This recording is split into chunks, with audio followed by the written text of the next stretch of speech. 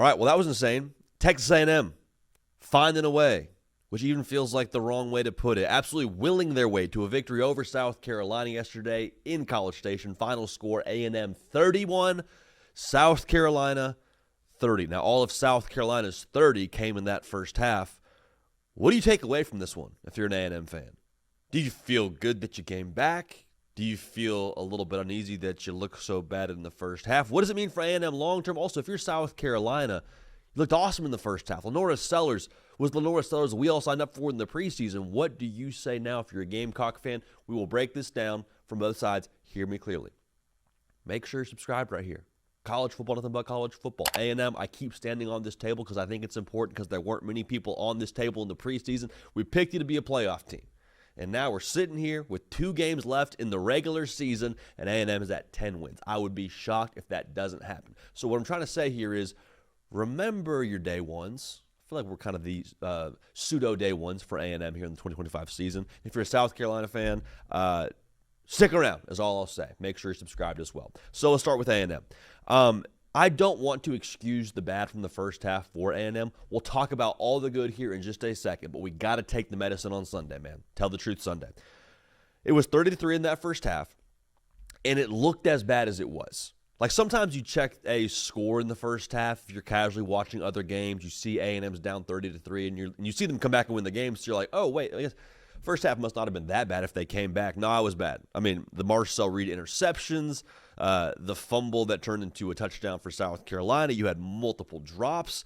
You couldn't tackle anybody. You're missing chip shot field goals off the upright. It was just like it was truly as bad as it looked like and felt like in the first half for A&M. So in some ways, if you're an A&M fan or just a college football public viewer in general, you're like, that scares me, A&M. Not that you looked that bad in the first half and came back. It scares me that that's what you're capable of. It felt very relapsey.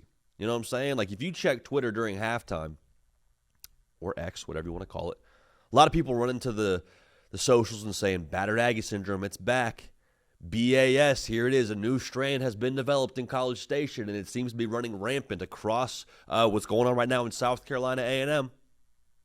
It felt very similar to that. Now, as much as we acknowledge that, and as much as if you play like that in the future against a more well-rounded / better team than South Carolina, you don't love your chances to do what you did in the second half.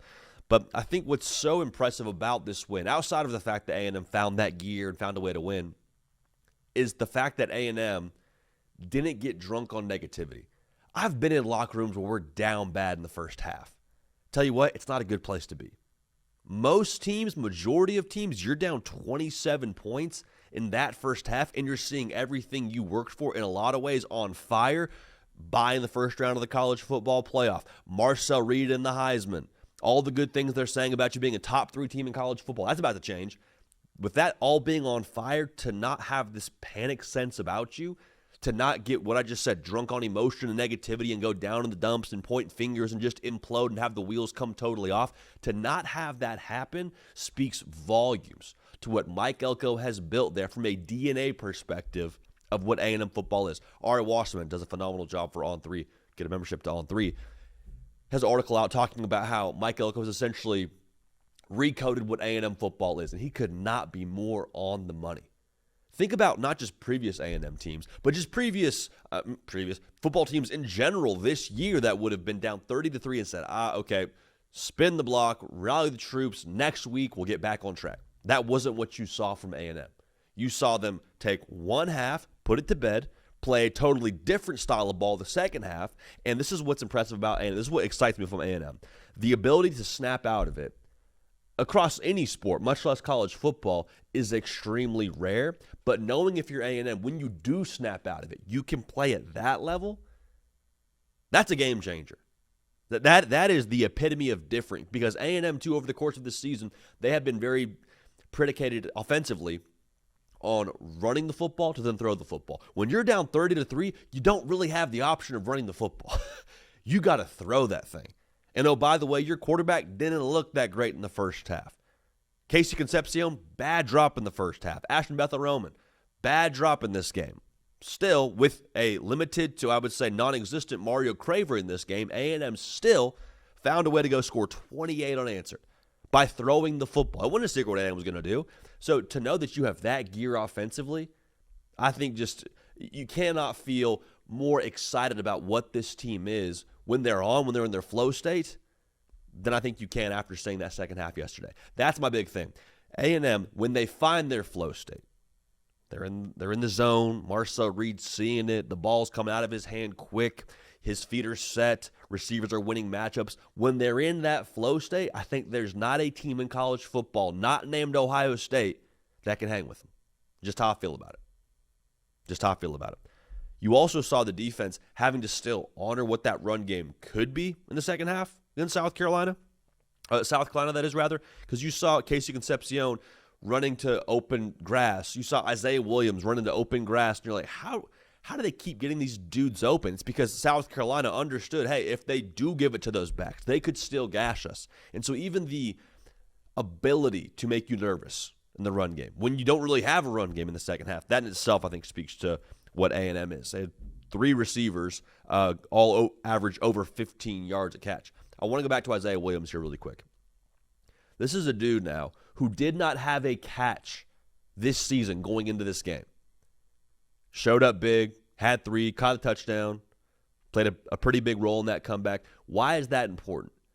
Because when you have dudes that haven't really made an impact for you during the season step up in a gotta-have-it spot in the month of November when Mario Craver is not really ready to roll, that speaks to, one, his ability to be ready to play and then being deeper receiver, of course. I think that speaks to the overall accountability level at A&M. Because tell you what, Isaiah Williams, you don't roll out of bed and go have that day you have where you go for 3 catches and a big touchdown against South Carolina unless there is a consistent pressing in your building across the board, no matter what you are, starter, backup, whatever. You don't get yourself prepared to play at that level unless it's just a thing that's a culture thing at A&M. Unless that's just a non-negotiable at A&M of, hey, whether you're a backup, whether you're a first-team guy, you come and you practice the exact same way every single week. You saw that pay dividend yesterday for an Isaiah Williams. So here's my thesis on this whole thing.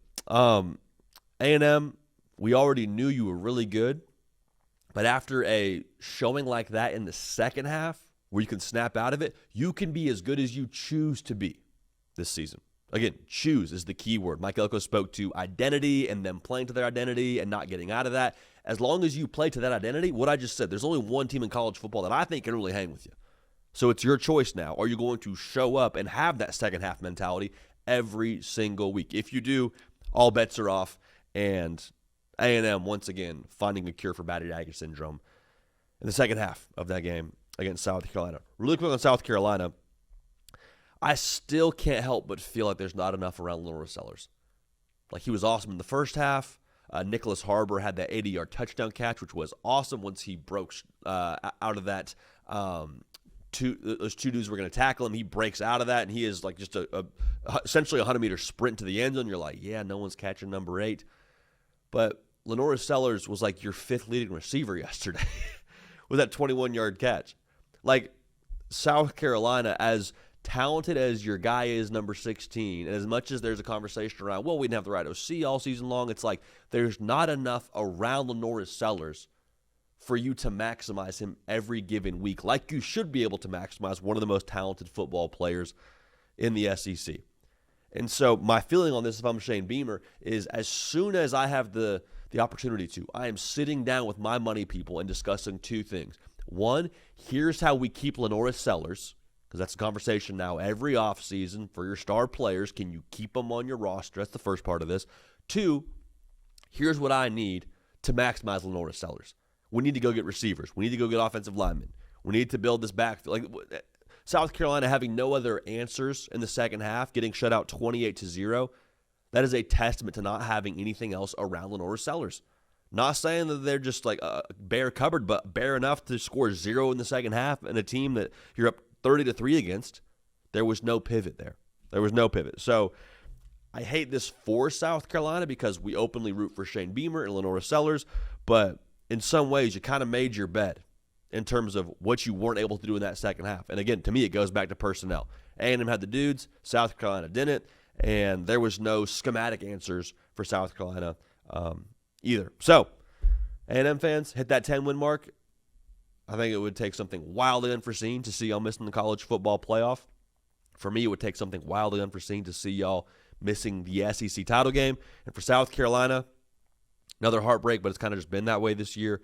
We will keep talking about your Gamecocks, though, here down the stretch, and we'll have some thoughts on where they go from here. So, appreciate y'all. Love y'all. Cato on the ones and twos. As always, make sure you're subscribed. We're going to keep this party rolling. We will see y'all next time.